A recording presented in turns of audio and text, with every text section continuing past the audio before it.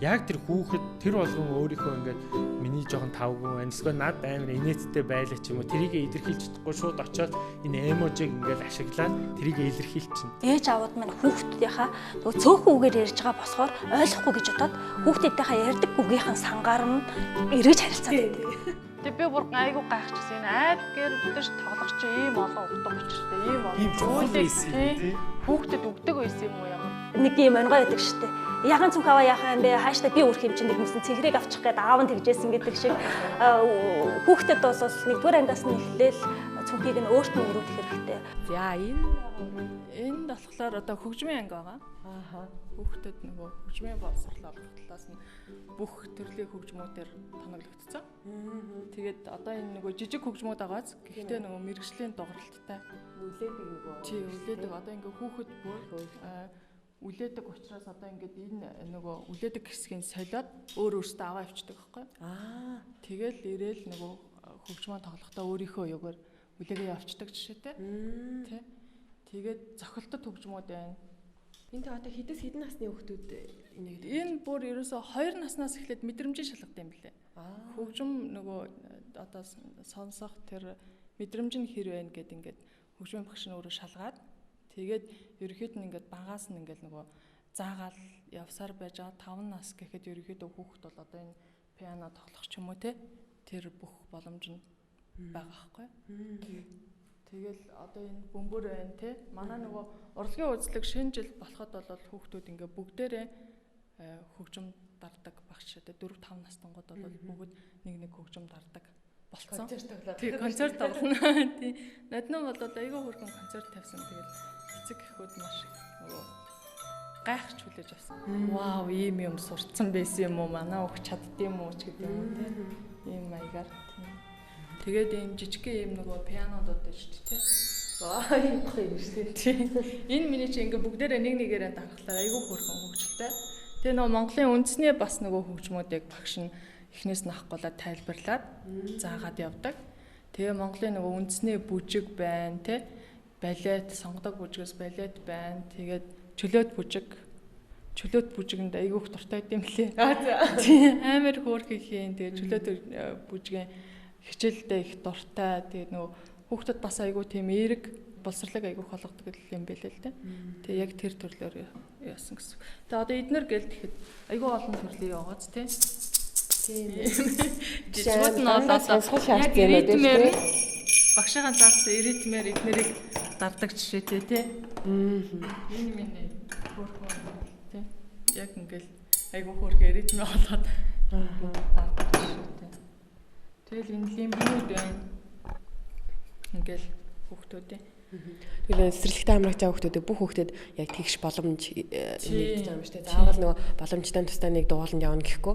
Өнөөрөө л яг энэ хинэн хиндээ нөгөө нэг боломж нь авьяасан байгаа вэ гэдгээр л хэлгээл явчих юм шүү дээ.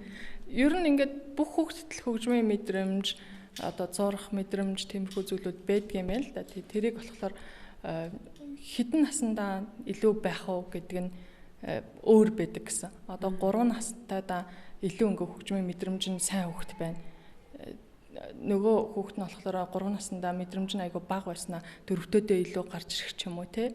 Тиймэрхүү зүйлүүд байдаг. Багш нь болохоор тэр наснуудын онцлогуудыг ажиглаад яг тэгэл за ерөнхийдөө одоо бол айгүй мэдрэмж өндөртэй хүүхэд байна гэдэг юм бол илүү өөр хөгжмүүдийг цаашхан заагаад явах жишээтэй те. Эхнээс нь бол яг нөгөө мэдрэмжийн шалгаж аваад тэгэл эхнээс нь зохилтод хөгжмийг заах ч юм уу тэр маягаар явдаг. Тий одоо бүх ангийнханд урлагийн юм хичээл. Бүх ангийнханд орно гэсэн үг тий.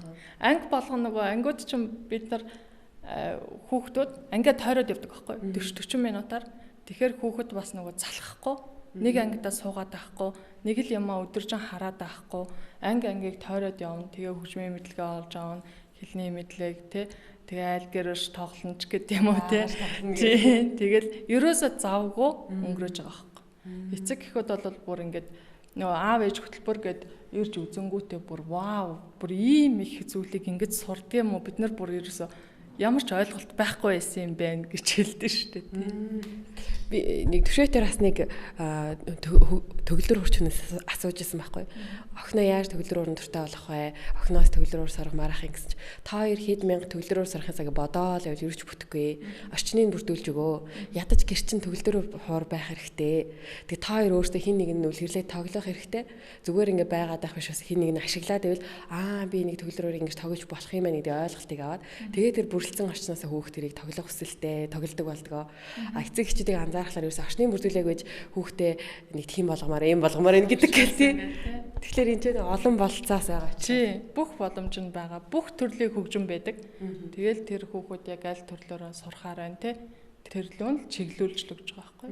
Тэгээ айгүй хурдан сурд юм лээ хүүхдүүд бол. Манайх ч одоо нөгөө бөмбөр гээл тэгт чинь хүүхдүүд маш хурдан сураал дараал те. Одоо нөгөө манай пэйж рүү ороод харах юм бол айгүй хөөрхөн тийм тоглолтууд нь байгаа. Хөгжмөө дарж байгаа. Тэгэл их л хурдан сурд юм бэл. Ер нь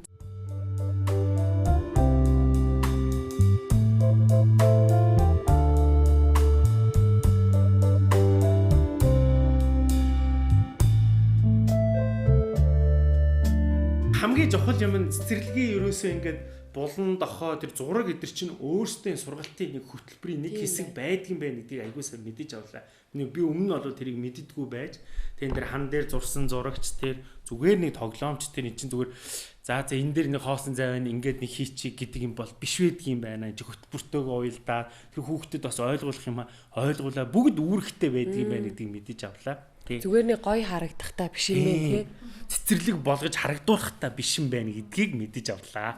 За энэ дэр нэг яригдаагүй нэг өнцөг бид нар бол одоо орхигдуулсан байгаа. Тэр нь юу вэ гэхээр цэцэрлэг бас нэг салшгүй нэг хэсэг нь бол хоол байдаг тий. Одоо ингээд хоол гэж ярмал цэцэрлэгийн хоол цэцэрлэгийн юу гэл ингэхэр чинь ингээл тэр нөгөө намайг багд байхад яг хөө нөгөө чихэр тараадаг байсан. Тэгэл цэцэрлэгийн тэр маасл талах ингээл Гэхдээ ямар гоё санагддаг байваа те тэр чинь ингээд айгүй гоё дурсамж үлдсэн байгаа байхгүй.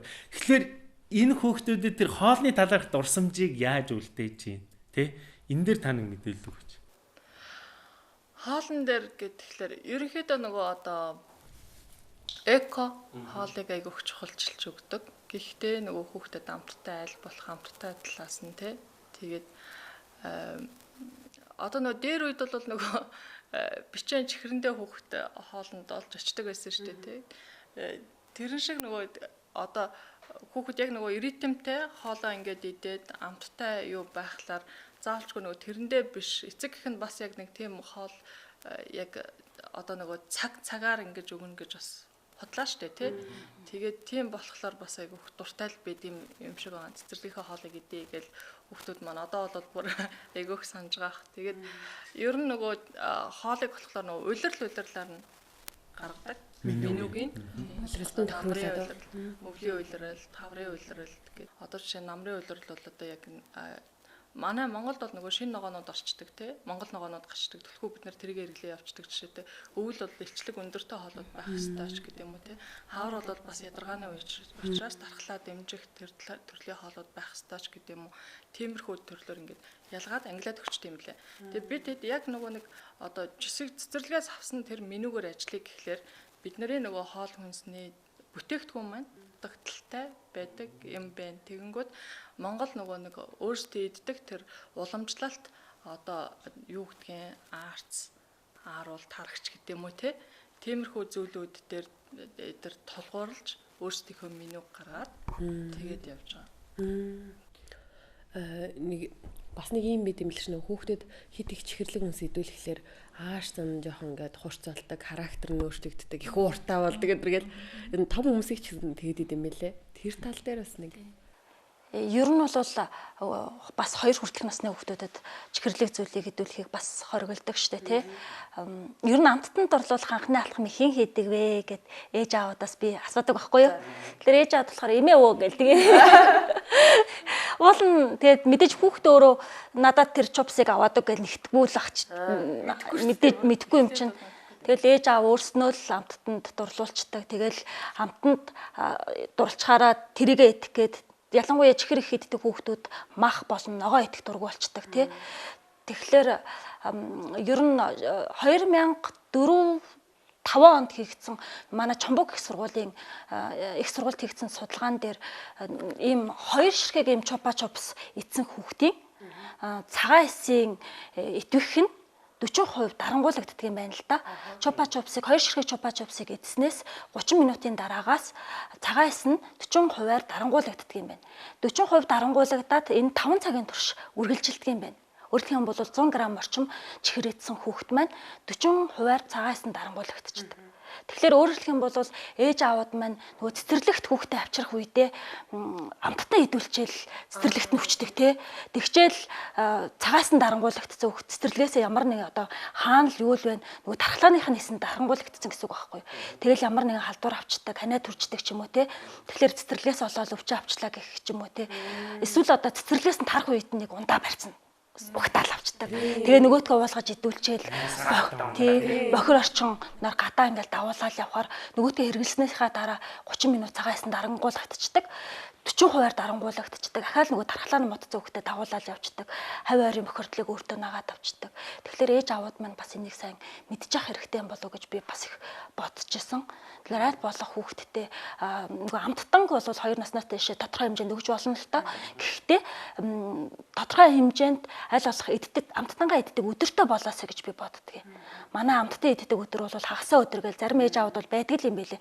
Амттан хин нэгэн өвөө эмээ бэлгэлэх юм бол цоглуулаад хагасаа өдөр тэрийгээ нэг дор нь идчихэд тэгээс шүдээсээ аваагаад цэвэрлээд гэрээсээ гадуур гарахгүй өдрөө ч юм уу те ийм гоё эмх замбраанд ингээд идэж уушаа зэгцэлсэн ийм айл өрхүүд бас байдаг юм байлээ. Ийм хүүхдийнхээ эрүүл мэнд бас хүүхдийнхээ эмх цэгцтэй байдлыг боддог бол энийг бас анхаарч үлэх зүгээр юм болов бодсон. Шивэд ч бүр хагасаа өдөр уустаа яриа штэ ерөөсөө. Хүүхдүүдэд чихэр үддэг өдөр тий. Тэгээ цэцэрлэгт нь хүртэл тэрийг заачингууд чинь нөгөө дэлгүүрийн чихрийн тасаг дээр чинь ингээ ажлын 5 өдөр хүүхдүүд ерөөсөө тэргээр явахгүй. Өнөөдөр тэр өдөр биш гэх. А тэгээ хагасаа өдөр болонгууд чинь тэр чихрийн тасаг бол зүгээр ингээ шалааран чихрүүд асгарцсан бүр бүх одоо дэлгүүрүүд тийм болцсон байдаг. Тэгээд нөгөө зөвхөн хагасаа өдөр нь хагасаа бүтсээд одоо бүр ингээ сайн идчихээр ширээн дээр нь ингээ гаргаал тавьчихдаг. Олон чихэр олон юм амтай юм харж байгаа хүүхэд нөгөө нэх их иддэггүй юм байли. Тийм. Тэгээ аав ээж нар тийм бас нэг юм харагдсан ш. Тэгээ хитрхи нөгөө чихэр муу гэхэд хорчхоор нөгөө өлөөрхсөндөө болоод хүүхэд нэг нууц арахгүй бат ч юм уу тий энэ тэндээс ингээ хитрхи их одоо идэх гээд байдаг. Тэгэхээр тодорхой нэг өдөр зөвшөөрдөг өдөртэй болчих юм бол идэл цадчдаг болчдөг. Ийм эмх замбраанд хүүхэд суралцдаг. Энэ аргуудаас бас сэргэлдэг болчвол хүүхд эрүүл мэндэд их чухал тий. Тэр Европ тааштай амттны хэрэглээг цэцэрлэгээс нь ингэж одоо зааж байгаа юм чинь цэцэрлэгч бас яг тэгэх байх болов уу гэж би бас бодоод байна л да тий. Яг чихэр иддэг нэг өдрөл гаргадаг. Эцэг эхчүүдэд хүртэл тэрийг ойлгуулж өгдөг тий. Манайх болохоор нөгөө нэг өдөр одоо нөгөө цуврал кино ч юм уу тий хүүхдүүдтэй өгөөчтэй юм сэдвэр кино ч юм уу тавьж өгдөг байхгүй юу. Киноны цаг гэд тэгэнгүүт хүүхдүүд яг тухайн үед л нэг чихэр ч юм уу тийм амттан ч юм уу тэр үед нь өгдөг. Тэгээд нэг тийм л өдөр байдیں۔ Бусдаар болоод ерөөсөө нөгөө хоол унсанд болоод ер нь чихрийг айгу ерөөсөө хоригдсон. Яг л одоо тэр юу гэдгийг луунгаас аминд юм авдаг бол 7 хоногт тэдэн граммаар тэгж өгөхөд боломж гэдэг юм уу. Яг тийм нөгөө горим стандартын дагуу хоолндоо хийгээл өгдөг. Одоо тийм олон төрлийн ногоог нэг дор холихгүйгээр аль болох яг одоо ингээд зохистой өглөөд нь луун төмсөгцсөн бол ороод нь юу гэдэг томато юу өгсөж гэдэг юм уу те яг тэр байдлаар нь нөгөө хоолоо зохицуулалт тэгээд өгчдөг. Тийм тэгээд хүүхэд чинь бас нөгөө яа гэм бэлээ шүү дээ те анханасаа нөгөө хүүхэд чихэрлэг юм айгу баг идээд те сурчхаар угаасаа цус нэгтгүү те нэгтгөө болоод ингээд төсчтэй юм лээ. Тэгэхээр хоолны нөгөө ритм л айгүй чухал байгаа байхгүй тий. Тэгэхээр бид нар нөгөө нэг хоолны соёлтой зөв хэрэглээтэй байхын тулд ээж аавын өөрснийх нь хүүхдтэй зөв хүмүүжлийг өгөх. Ер нь 2 хүртэлх наснд нь ээж аав өөрснөө төвчээртэй хүлээцтэй байх энэ хүмүүжлэх чухал байгаад байгаа байхгүй. Ээж аав өөрснөө хүүхдийнхаа дэрхэд энэ амттанг ингээд гүү байх, амтлуулахгүй байх, ээж аав эмээ өвөө яг л ижилхэн одоо үзэл бодолтой байх. Тэгээ энэ бол хэцүү биш зүйл байхгүй юу? Уул нь бол тий. Өөртөө бас идэхгүй байх тий.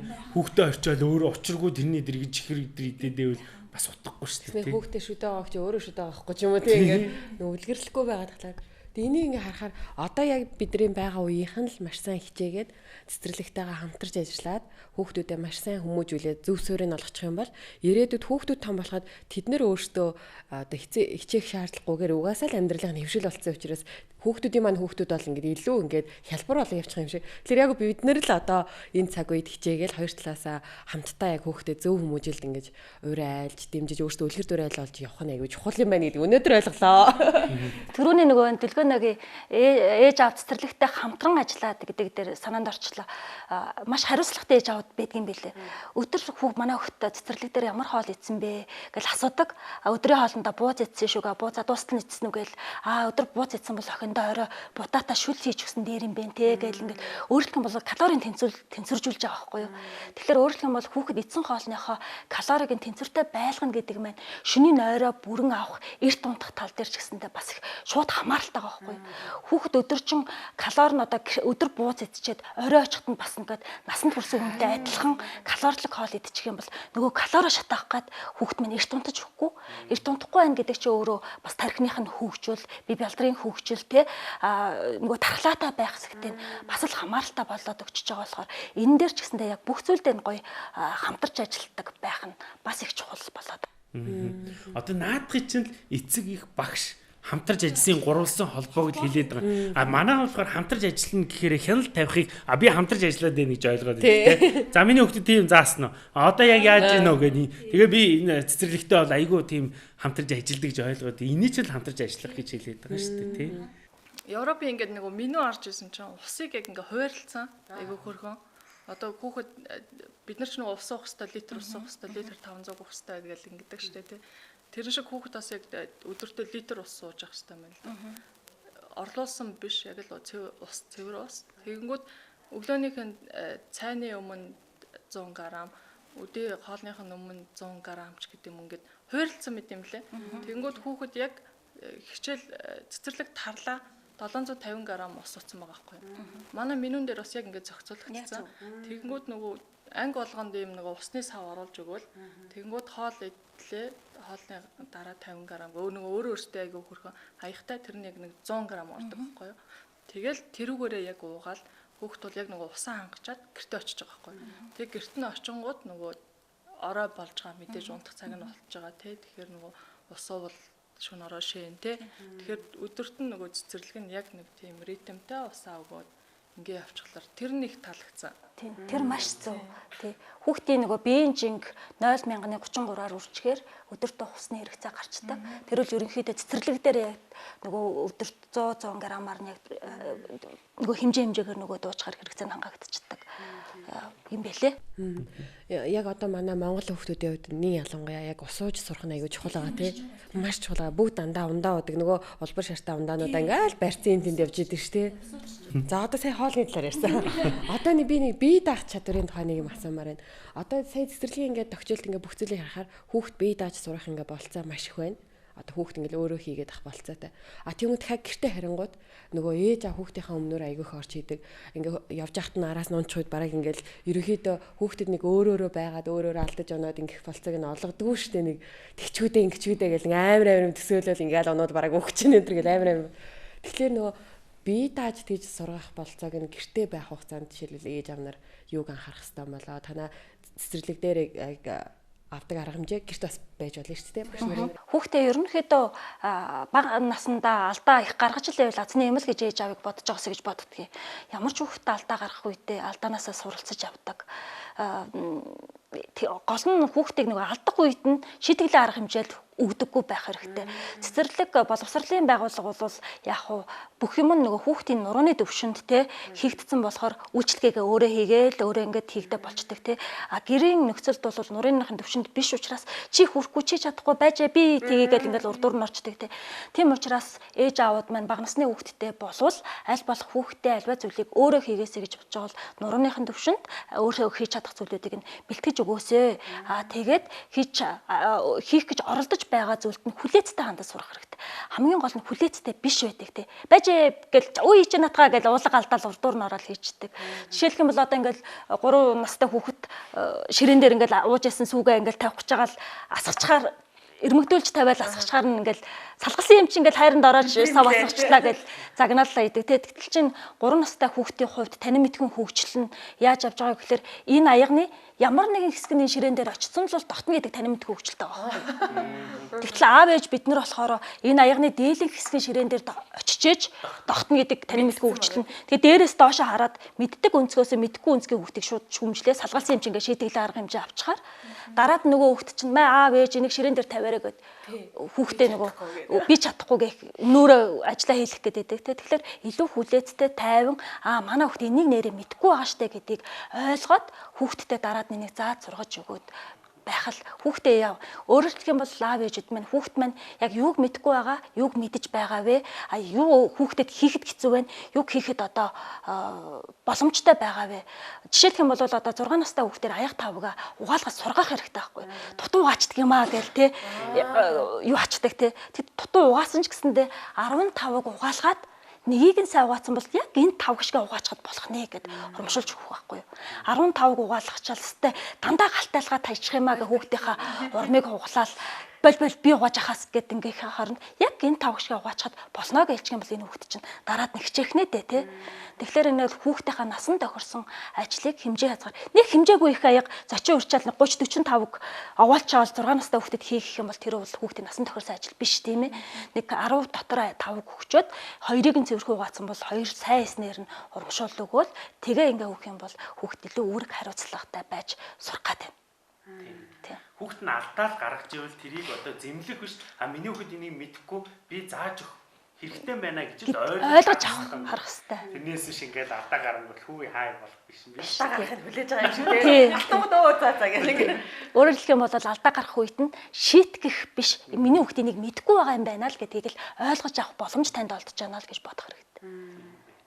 За түрүү маань болохоор энэ цэцэрлэгт хүүхдээ явуулдаг. Тэ. Өмнө жилээс эхлээ явуулаад эхэлсэн байгаа тийм. Тэгэхээр өмнө явхаас өмнө хүүхэд нь ямар байсан жил ингээд одоо эдний багш нарын эдний явуулж байгаа хөтөлбөрийнхөө үр дүнг одоо хүүхдээр ингээд харж шүү дээ тийм. Тэр өөрчлөлт байна уу? Тийм. Энийг л нэг нөгөө хэлээч. Өөрчлөлтөж байлгүй яах вэ? Тийм. Хамгийн авааштай том тал гэх юм бол ойрхон. За. Одоо гэртэйгээ ойрхон багч хамгийн чухал. Тийм. Одоо хүүхдийг машинаар зөөрнө гэдэг чинь манай Улаанбаатар ч одоо төгжрийн одоо голомт болчиход байна шүү дээ. Урднаас ойрхон ингээ гэрээсээ ойрхон ингээ цонхоор харагдаж байгаа мөртлөө нэг километр 500 газар зөөдгий. Цаг болно ш таяа ачаалттай үед. Ингээ харагдаад байгаа мөртлөө. Тэгээ хүүхд чинь бас тэрнээс бас салхана. Тэгээд AB киндергартенд явуулаад хүүхд ер нь одоо өөрөөрөө байх. Арай илүү чөлөөтэй сэтгэх, илүү юм сурах, цэцэрлэгтээ явах хүсэл эрмэлзэл нь илүү ихсэх. Одоо өглөө босоод энэ хувцас өмсч явна, энийгээ явна. Өнөөдөр энэ тоглоом авч найзтай хамт солилцсон нэтэр ингээд өөр ингээд улам ингээд өөртөө ингээд амар аранжировшиг хийгээд ингээд бүтэц сэтгэлтэй нэгсэн яваад байгаа байхгүй. Тэгэл одоо чи энийгээ өмс аль босоо чи хоцорлоо гэдэг аль эцэн босч нүр мөр угаацсан тий. Тэгээд одоо заав шүдэ уух хэвээр орой хурааштай ааваа гэл. Одоо унтхны хувцас өмснө гэл. Одоо ерөөсөө цэцэрлэг дээр одоо сурж байгаа бүх юмаа л одоо гэртээ орж хэрэгжүүлж байгаа байхгүй. Урдны явж исэн цэцэрлэг гэх юм бол тэгээд нэг сайн багш дээргээд өгсөн бас сайн цэцэрлэгээд нэрийн дуртаад яахаа тэгээд тэгэнгүүт жоохон хүүхдийг жоохон нөгөө улам сайн байхын тулд хэтэрхий нөгөө одоо нөгөө хичээлээр шахах бэлдэж байгаа юмар нь улам дарах тэгэнгүүт хүүхд чи стресстэй чиглээд стресстэнгүй хүүхд өөрөө ер нь жоохон явах сонирхолтой болно дараа нь ангийнхаа хүүхдүүд нь найзж байгаа энэ тэнд байгаа хүүхдүүд бөөнөрөө стресстэй тэгэхээр нөгөө стресссэн тэр юм нэг нэгэндээ гарч эхэлдэг юм шиг байна. Тэнгүүт манай найз ингэсэн би ингэсэн дэргээд одоо ингээд жоохон ингээд эхэлж байгаа юм л та. Тэгээ ерөөсөө цэцэрлэг хайгаад тэгээд бүр явж өгч AB киндергартен гээд одоо яг нэгдэж байна манай хотхонд.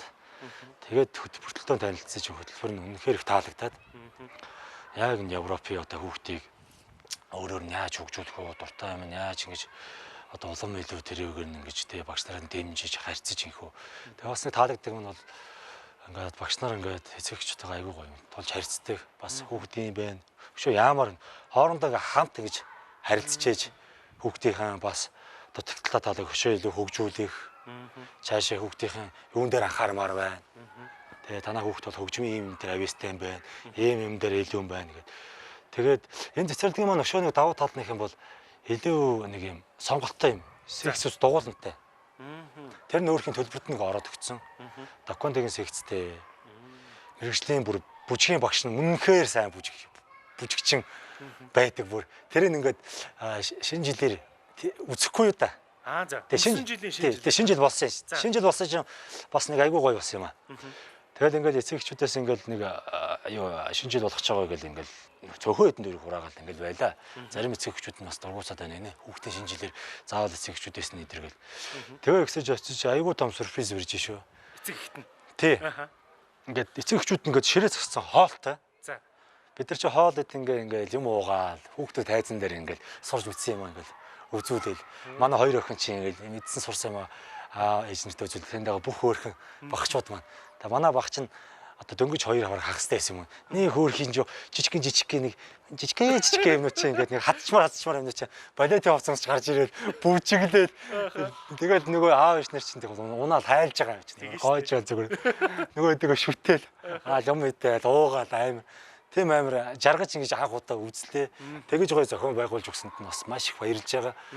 Тэгэхээр бол урлагаар хүмүүжүүлэхийн үр дүн болвол би өөртөө багшаар заалгаж байхад бол урлагаар хүмүүжсэн хүн бол хизээч муу хүн болдгүй. Нийгэмд муу хүн гарч ирдэггүй. Тэгэхээр бол энэ бол маш зөв одоо арга замаа гэдгийг хэлж ирсэн тий. Тэрийн цэцэрлэг өөрөө бас ингээд тэтгүү сургалтын хөтөлбөр нь мэдээж хүмүүжлэлт нь гол нөлөөлөх юм нь урлагаар дамжуулж тэр хөгжмөөр дамжуулж илүү их юм заадаг юм байл. Тий. Урлагаар дамжиж байгаа хүчин нэгт өөртөө амар итгэлтэй болно. Маш мэдрэмжтэй болно. Юмыг хүнийг сонсдог болно. Одоо сонсох чадвар үүдэж хамгийн чухалтай хүүхдүүд чинь ингээд өрөмнөч чиг ингээл те нэг юм хийж чадахгүй. Тэр чинь ирээдүйд ингээд одоо амьдрал төл тавиа явахд ч одоо сургууль сурах явахд чинь тэр чинь гол нь сууж чадна, сонсож чадна гэдэг шиг. Тэр нь цэцэрлэгийн боловсрол гэдэг бол миний хувьд бол хамгийн чухал гэж би боддог. Хамгийн чухал гэж боддог. Суур боловсрол. Тий. Сургуульд орохоос өмнө цэцэрлэгт чинь хүүхдийг бэлдэж штэ тий. Одоо миний сонссноор бол ер нь тэгэл юм уншиж байхад одоо энэ мундаг хүмүүсийн ярьж байгаа сонсож байхад бол хүүхэд 3 наснаас яг 6 нас хүртэл яг гол төлөв шиг хүмүүжлэн явагддаг гэж байгаа байхгүй. Тэр үед нь эцэг эх нь маш сайн харьцаж явах хэвээр маш сайн зүйлийг сургаж явах хэвээр маш сайн одоо багш нартайгаа харьцаж маш сайн одоо цэцэрлэгт ийм зөв одоо ийм арга барилтай ийм цэцэрлэгт одоо хүүхдүүдээ хүмүүжүүлэх тэрийг аав ээж нар маань сайн судлаасаа би ч өөрөө одоо технэртэйгээ судалж байгаа одоо том охин маань бараг л бас нэлээдэн цэцэрлэг хэмжээс үүдээ тэгээ гэрээ хааж үү айгүй сайхан цэцэрлэгтэй ойрхон маш таатай одоо дүүн бас эндээ ингээд сураад явна гэхээр бас сэтгэл маш өндөр байгаа. За тэгэхээр одоо их сүүлийн асуулт. Сая корона гэдээ бас хэсэг хугацаанд нэлээд хүүхдүүд маань сургуулаасаа энэ чирээс одоо завсардлаа шүү дээ тий. Одоо ингээд одоо 9 сарын 1-ээс эхлээд ингээд цэцэрлэг сургуультай ингээд ороод эхлэх гэж байна. Тэгэхээр за мэдээж тэр дэвтэр ном хувц нарын бэлдэх бол мэдээж асуудал. Тэгэхээр хамгийн чухал юм нь ингэж их одоо удаан хугацаагаар ингэж сургуулаасаа холдсон хүүхдүүдийн сэтгэл зүйн талаас аав ээжийн бас сэтгэл зүйн талаас юуг бэлдэж гин хүүхдээ яг юу гэж тайлбарлаж одоо ойлгуулж гин тий. Энийг нэг хуваалцаач. Үгүй одоо энэ нь бол яалтчгүй нэг юм одоо зарим хүүхэд л болсон байна одоо зарим ойлгохгүй байна. Гэтэл аль болох ойлгох талаас нь одоо ингээд одоо нэг юм нөхцөл зайлшгүй юм нөхцөл байдал гэж бас байдгийг шүү миний охин. Ойлгоорой гэдэг. Тэг чинь бол ойлгоод байгаа. Одоо ч өөрөө харж байгааз одоо ингээд дэлхийд даяараа ингээд нэг муухай өвчин, алдар өвчин гарцсан чи гэртээ орж ирээ заавал гараа авах чинь тий. Яагаад бид нар мас зүгээд байна. Ийм учраас л миний охин цэцэрлэгтээ явж чадахгүй байгаа юм шүү. Аавч ер нь тийм учраас та хоёрыг одоо ийм тоглоомын газар эдэрт оруулахгүй байгаа юм биш шүү. Тэгэл гэртээ удаан байхаар чинь нэг өсөндөө баг одоо энэ дэлхий дээрх одоо энэ бүх хүүхдүүд нь 20 онд баг бүгдээрээ жоохон зэрлэгчлээ шүү дээ. Баг дэлхий даяараа тий. Ингээл хүүхдүүд чинь эхлээл ингээд сүултээ ингээд аашлаа ярдгараал тий. Яагаад тоглоомын газар авахгүй байгаа тий. Яагаад би юм үзэхгүй байгаа ингээл хамаг юм ингээл шаардлага тавиад гэж байна. Яагаад гадар гарч хоол мол идэхгүй байгаа. Эдгээр тэгэнгүүт чинь энэ бүх юмыг тайлбарлана гэдэг чинь ингээд хүүхд чинь сүулт өөрөө ойлгож эхэлж байгаа юм да. Тэгээ одоо ингээд цэцэрлэгийн нээгдлээ гэж хэлэнгүүт манай байгуул бөө баяр. Одоо цэцэрлэгтээ явна. Ингээл одоо ховц умцаа сонгоолоо одоо энийг өмснө. Тэрийг яана гээл. Бүр эртнээс бэлдээл гэх. Тий, ерөөсөө ингээд цэцэрлэгт одоо яг нэг AB киндергартенд явснаар бол одоо хоёр охин маань ерөөсөө л хоёулаа октод чих хаад ер нь эмэгтэй хөгч чинь бас хариуцлага өндөр шаардлага бас өндөр байх. Эцэг хүнээс бол ер нь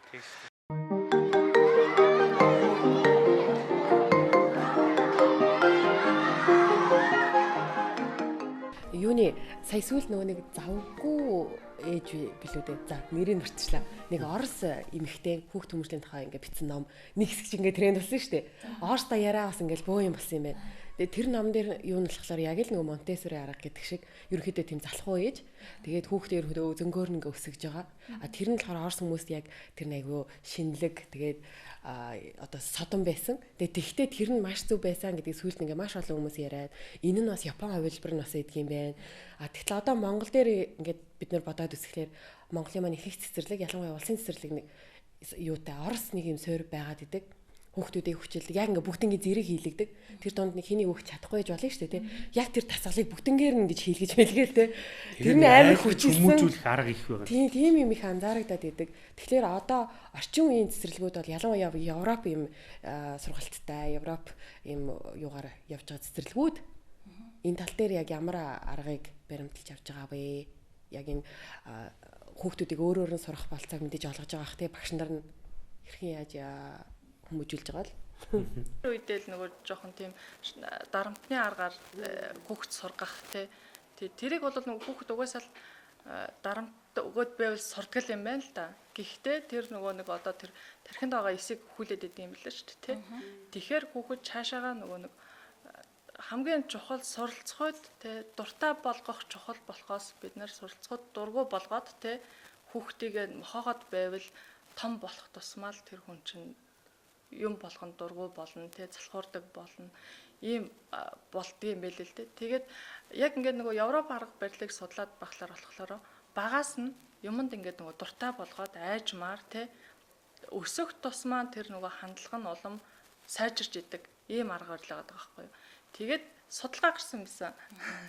Нөгөө шинэ ийм нөгөө одоо жишээ нөгөө инновацлог ийм айгу мундаг одоо ингээд зохион бүтээгч нар тэд нарыг сургалаар ерөөсөө тийм дарамт шахалтны аргаар өссөн сургуулийн одоо боловсролын мэдлэг олж авсан хүн байдгүй юм гинэ.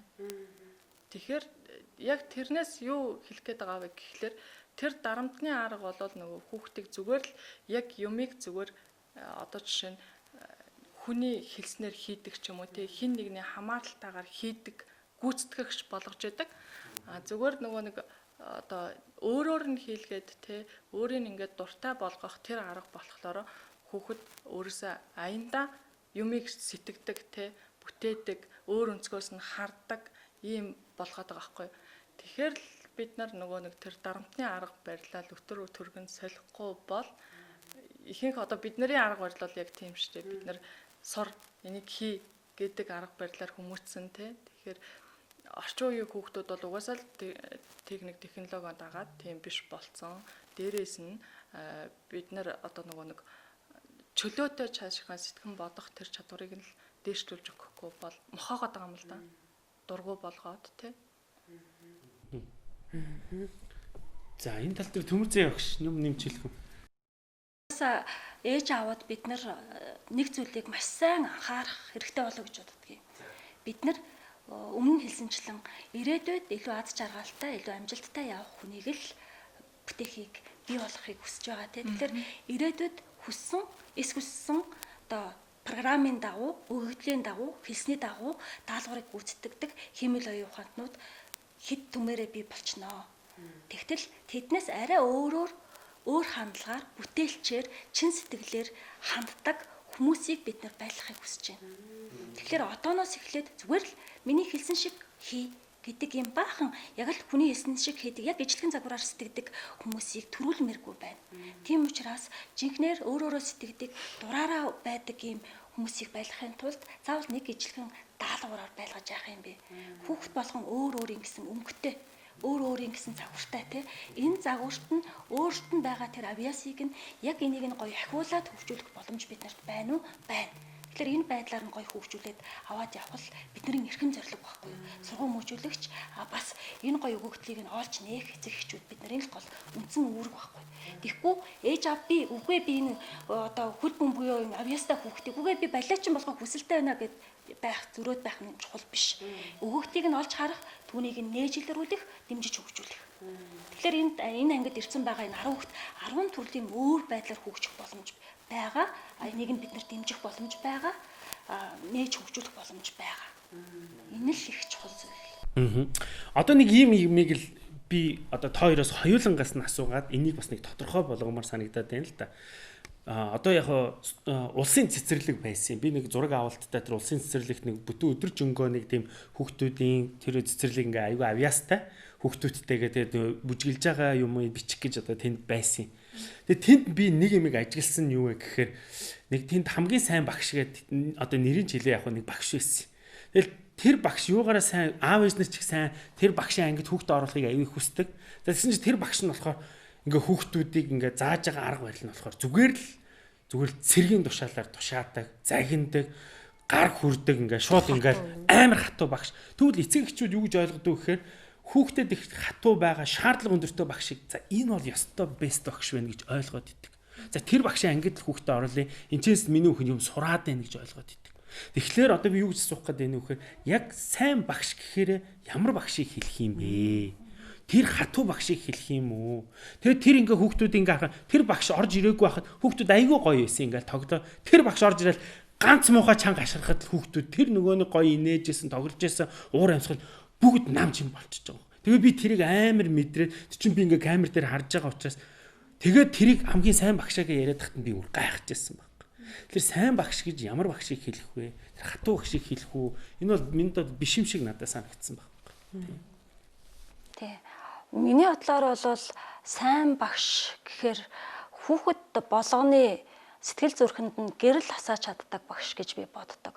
Хүүхэд болгоны сэтгэл зүрхэнд гэрэл асаана гэхээр юу хэлдэг вэ гэхээр хүүхэд болгон ээж аавд өөрснөө хүүхдээ голдог байхгүй юу? Хүүхэд болгонд ярих зүйл байдаг, хуваалцах нууц байдаг. Тэрийг нь гоё хуваалцах чаддаг. Хүүхдүүд ингээд нүдэн гэрэлтэд багшаа тэгсэн штэ гэд ингээд нууцаа хуваалцдаг. Тэр хүн нь байгаасай л гэж боддог. Хүүхэд өөрөөхөө бодлыг хуваалцдаг хүнтэйхээ өөрийнхөө үгийг сонсож чаддаг. Хүнийхээ хэлсэн үг даалгаврыг биелүүлэхдээ хамгийн сайн байдаг. Тэрнээс бол хөөчий гэхээр заа гэдэг хүн бол хизээч одоо хүчээр сурж байгаа айцтай үедээ хүн бол тухайн зүйлийг яг тухайн үед асуудал намжиж байгаа боловч насан туршийн мэдлэг болж үлддэг байхгүй юу? Тийм. Тэгэхээр хүүхэд аз жаргалтай байсан үеэгээ одоо хамгийн сайн суралцаж авдаг. Жишээлх юм бол төвшөө төлгөөний хоёроос асууя. Та 3 сарын 31-нд ямар хоол идсэн бэ? Санахгүй. 12 сарын 31-нд ямар хоол идсэн? Санаа. Тэгэхээр ер нь бол хүүхэд аз жаргалтай байсан үеийнхэн дурсамжуудаар маш сайн хөглөгдөж өгч яадаг учраас хүүхдэд хамгийн сайн аз жаргалыг бэлгэлж өгчээсэн хүүхдийн нууцыг, хүүхдийн дурсамжуудыг хуваалцаж өгчээсэн багш насан туршийнх нь гоё одоо өөрт нь гэрэл гэгээ нэмж өгч яадаг хүн болдог. Тэгэхээр хамгийн сайн багш гэж тийм хүнийг хэлэх болов гэж би бодож байна. Яг үнэ тий. Өөрийнхөө нөгөө томчууд нөгөө хүүхдийг тий одоо яг өөрийнхөө хүслээр байлгана гэдэг чи яаж сайн багш ах юм тийм үстэй. Одоо өөрийнхөө нөгөө юу гэдгийг өөрт нь одоо жишээ нь тэр хүүхэд дууга байвал нухан сууж байвал таатай бид нарт байж штэ тий. Тэгэхээр тэр хүүхдийг сонсохгүй байна гэдэг чинь одоо яаж сайн багш байж чадахгүй л байхгүй тий. Зөвхөн өөрийнхөө хүслээр байлгаж штэ тэр чинь тий. Яг нөгөө томчуудынхаа хэрэгцээг л хангаж байгаа болохоос тэр хүүхэд хэрэгцээ хангахч биш штэ. Тусдаа өөрийн гэсэн ертөнцтэй тий бид нар гів гинт том хүн болчоогүй хүүхэд байж үтсэн тэгэхээр чин тоглож наадах хэрэгтэй бүхэл зүйлээ өөрөө илэрхийлэх хэрэгтэй ийм байхад чин томчуулын одоо хүсэл зорхоор байна гэдэг бол яаж ботсон тий амар зүйлэлтэй. Тийм тэгэхээр энэ тал дээрээс аав ээж нар маань бас энийг бодныхоо юугаа одоо тэгтээ сүүлийн үед арай дээр өөр болсон байх л та. Тэр тухайн үед л яг тийм ойлголтоо бас эвдэрээ тийм биш шүү. Тэр чинь таны хүүхдийг тэнд бол дарангуйл л доонд. Тэгээ ирээдүйд тэр том болж байгаа хүүхд чинь ямар хүүхэд л өөрийгөө илэрхийлж чадахгүй хүнээс их бүрийг ичимтгий айцтай тийм хүүхэд болж өсөх нь шүү дээ таны хүүхэд те. Тийм багшийн дор бол. Нэг зүйлээ. Юуны Францад болохоор ингэдэг юм байна. Бас энэ болохоор Шведтэй ойролцоо. Цэцэрлэгийн ангийн багш байна гэдэг нь одоо нэг хэсний карьераа хөөж ийн. Энэ бол маш нэр хүндтэй одоо үн цэнтэй мэрэгжил гэж үздэг юм билээ. Тэгээд тэнцээ сонгон шалгаруулалтанд амар багш нараа ороод тэр дундаас нь шалгалтаа өгөө тэнцэж чадсан одоо нэг сертификат гэдэг шиг юм авч чадсан багш нар ингээд амар нэр хүндтэй. Энэ бол маш гоё. Яагаад тэгэхээр нөгөө хүний хамгийн хайртай одоо хүүхэдтэй нь ажиллаж байгаа. Тэр хүний хэн байхыг шийдэж байгаа маш чухал ингээд ажил мэргэжил гэж үздэг юм байна л да. Тэгээ тийм учраас ингээд цэцэрлэгийн багш хийж байгаа гэдэг хүн ингээд өөр идэг гинэ. А тэгтэл яг энэ ойлголтыг Монгол дээр хөрвүүлээд харахаар цэцэрлэгийн багш гэнгүүт бараг хүмүүс эцэг эхнүүд дээрлэх гээд байгаа юм шиг те. Эсвэл нэг голсон энэ нэг цэцэрлэгийн багш гэл эсвэл хүүхдэн цэцэрлэгийн багшаар сурмаар яах гээд байгаа ингээл ийм. Тэгээ ингэж дорт үзэж ингэж муухай байгаа хэрнээсээ хүүхдүүдэд цэцэрлэгт өгч байгаа. Тэгээ энэ нөгөө ойлголт нь бүр тагсрэгээрээ байгаа юм санагдаадсан. Тийм. Ээж аваад ч гэсэндээ бодох хэрэгтэй л дээ. Хүүхдийнх нь нөгөө хоёр дахь аав ээж нь болж байгаа байхгүй. Тэр хүнийг ч гэсэн ээж аав нь өөрснөө хайрлаад ирэх бол хүүхдүүд нь нөгөө хүнийг хүндлээд эхлэн тэ. Ээж аав өөрснөө хүндэлж байгаа хүнийг нөгөө хүүхд нь хүндлээд үгийн сайн сонсоод нөгөө юмаа сайн суралцаад эхлэн гэдэг бас энэ логикийг сайн ойлгох хэрэгтэй. Харьцангуй сүүлийн үед бас цэцэрлэгийн багш хүүхдүүд минь мэрэгжилтэй их дуртай болоод эхэлсэн болоо гэж би бодоод исэн. Тэгээ манай нөгөө нэг физикийн багш байхад шав байсан хүүхдүүд нь та физикийн багш байснаа яагаад цэцэрлэгийн багш болсон юм бэ гэж гайхаад асуугаад байдгийн. Тэгээ би энэ одоо илүү бага насны хүүхдүүдтэй ажилдаг болсон. Энэ мэрэгжилтэй илүү их дуртай. Тэгээ 7 цэцэрлэгийн багш хүүхдүүдтэй ажилдаг хүмүүст хичээл сургалт заадаг. Тэгээд би өөрийнхөө энэ багш болж байгаа шав нартаа хэлдэг байхгүй юу. Ирээдүйн багш гэдэг хүн ямар байх вэ? Энэ загварыг хэдүүлээ гарганаа. Багш хүн яг хэн байх ёстой юм бэ? Хэдүүлээ энийг ингээ үлгэр загвар болгоно гэх. Энэ бидний гол бахархах зүйл шүү гэх ингээд хэлдэг байхгүй юу? Тэгэхээр энүүгээр би энэ мэрэгчлэр маш их бахархдаг шүү дээ. Багшийн нөгөө үн цэн гэхлээр те манайд бас айгу доогор байгаа юм шиг. Ер нь тэр угаасаа л байгаа шүү дээ те. Тэг би л нөгөө юу хийжсэн. Нодно 9 сард л Европт очиод тэгээд нөгөө цэцэрлэг дээр судалгаа хийгээд тэнцээ ингээ ажиллаж байгаа байхгүй. Тэгээд байж хахад дадлагаар гээд оюут ирж байгаа. Тэгээ оюут ирээд тэнд ажиллаж байгаа байхгүй. Шууд орж ирээд ингээд ажиллаад өөрөө ингээд бүр ингээд нөгөө арга барилаа олцсон ийм бүр одоо яг ингээ багш болцсон хүн байгаа байхгүй. Тэгтээ дадлагаар ирж байгаа гээд тэгээд одоо ингээд хэдэн жил сурж байгаа энэ дээр гэсэн чинь 7 жил гэсэн байхгүй. Би бүр гайхаад вау цэцэрлэгийн багш болохын тулд дөө гэдгсэн чинь тийм 7 жил сураад тэгээд одоо дадлагаар ирж гэн гэж байгаа. Тэгэхээр л нөгөө нэг бас нөгөө үн цэн гэдэг юм те Европчин бас одоо нөгөө өмгөөлөгч ч юм уу одоо эмч ч юм уу тэр нарийн мэрэгжлийн хүмүүс чинь 7-8 жил сурдаг штэ. Тэгэхээр багш гэдэг бол яг л тийм зэрэгцгөөс тийм үн цэнтэй мэрэгжил юм байна л да те. Гэтэл бид нар болохоор бас жоох өрөөсөглөөр хандаад байгаа юм болоо гэсэн юу бэдэр штэ.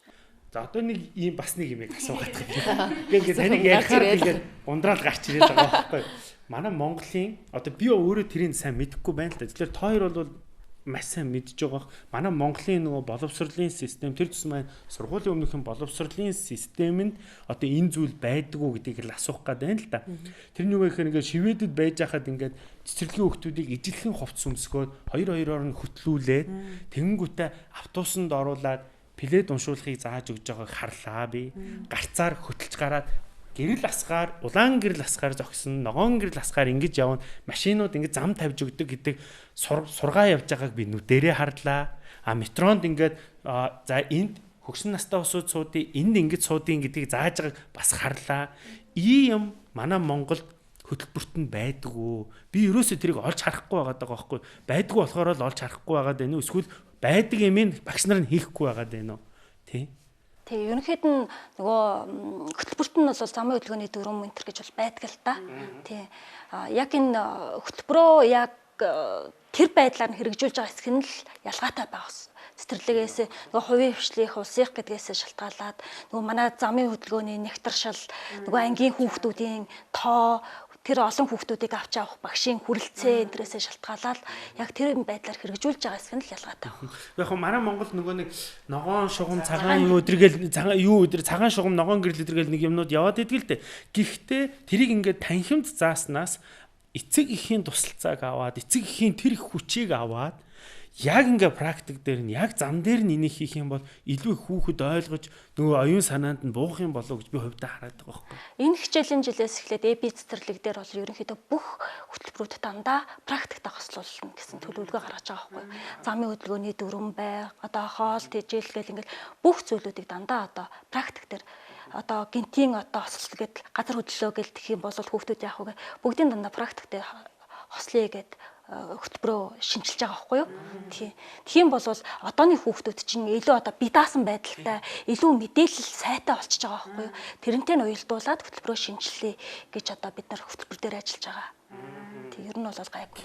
Практик дээр сургах чинь илүү их үр дүнтэй юм байлээ тийм. Одоо тэгээ надад тэр аюуг таалагдчихгүй. Одоо ингээд нөгөө нэг хамар байдаг те, хоёр нүд байдаг. Яг энүүгээр ингээд нөгөө тэр нэрээ байд юм болов? Утасны юу заагаад байгаа байхгүй. Тийм нөгөө нэг одоо цагдаа руу яам 2 гэж 112 лөө багш нь зааж байгаа хэдэн гэдэг юм байгаа байхгүй. Тэгвэл нөгөө хүүхд чинь ингээд шууд тэрийг шууд тогтоочих байгаа. Нэг уралтай нэг хамартай 2 нүдтэй 112 лөө залгаарай гэл ингээд. Тий. Бид нар бас яг нөгөө түргэн лүү эмч рүү залгах дуудлагыг бас яг гар утсан дээр яаж агаад яг хөтөлбөртөө бас яг оролцсон байхгүй юу? Тий. Тэгээ яг хүүхдүүд энийг мэдж авах ёстой байхгүй юу? Тий. За өнөөдөр ингээд бид сургуулийн өмнөх боловсролын талаарх за тэгээд орчин нь өөрөө ямар байх ёстой. Энэ өөрөө боловсрол олгоно гэдэг маань юуг хэлэх үү гэдэг талаар бас нэлээд базад зангидаж ярилцлаа. Тэгээд энэ дээрээс бит хоёрч гэсэн өөрсдийн бас мдээгүй ойлгоогүй юмнуудаа өнөөдөр яг ингээд жиг нөө практик дээр нь яг орчин дээр нь ирээд харахаар ингээд шууд үрдийг үлдчихэж байгаа байхгүй миний хувьд те ойлгож авч байна. Тэгэд сүүлийн хормыг та бүхэнд ингээ үлдээ те бит хоёрын магадгүй асуугаагүй ч гэдэг юм уу. За магадгүй энийг нэг хэлчихсэн. Одоо ингээд бүх юм эхэлж байгаа. Одоо ингээд нөө хүүхдүүд дээр хийж байгаа нэг урайлах ч юм уу те эсвэл аав ээжэд нэг хандаад ч гэдэг юм уу хэлэх зүйл байвал эцэг эхүүд айгүй хүзэх бах те гоё цэцэрлэгтэйгээ гоё хамтарч ажилладаг баймаар байна. Аль алинд нь хин хинд нь нөгөө хариуцлага байж хүүхдээ зөв боловсон хөгжүүлнэ бидний нөгөө нэг гаргах гээд байгаа хөтөлбөр болгоно те үр дагаврууд маань эргээр гарах байхгүй. Түүнээс ганцхан цэцэрлэг ажиллаад эцэг эх маань хүүхдээ хүлээж авдаг л үүрэгтэй байвал бас өрөөсгөл болох байх гэж бодож байна. Тий. Одоо цэцэрлэг сургууль эхлэж байгаа тийм болохоор ээж аавуудтай урайлж хэлэхэд бол цэцэрлэг болон сургууль багш нарын талаарх мэдээллүүдийг эерэг зөв байдлаар нь эхлэж хүүхдүүдтэй ойлгуулад сэтгэл зүйг нь бас сайн бэлдээрээ тэгээд урьдчилаад цэцэрлэгүүдээр нэг явуулаад сургуулиудаар нэг явуулаад багш гэж хэн байдаг тухай өөртөө цэцэрлэгт яаж сурж байсан сургуульд яаж суралцж байсан тухай мэдээлэл ч гэсэндээ хүүхдүүдтэйгээ хуваалцаад ирээрээ гэж одоо бас хэлмээр байна. За тэгэл энэ 9 сарын 1-ээс эхлээл аав ээжүүд маань багштайгаа хүүхдтэйгээ эргээд багш нь аав ээжтэйгээ хүүхдтэйгээ ийм одоо харилцаатай ийм гоё хичээлийн жил болоосаа гэж би лав хүсэж байна. Ингээл юм бол хүүхдэд үр дүн нь гарч ирнэ. Тэрнээс биш багшд миний хүүхдийг хүмүүжүүлэх ёстой гэж багшд хайчаад эргээгээд цэцэрлэг дээрээс зөндөө их юм сурчаад гэртээ үрж иртэл тэнд утас бариулаад тэнд амттан идүүлээд тэнд зүгээр өөртөө ингээл те багшийн хийсэн ажлыг бити талаар нэг олгоорой гэдгийг сүлд нь урайлж хэлээд дуусгах гэж бодож байна. Тэ? За баярлалаа. За баярлалаа.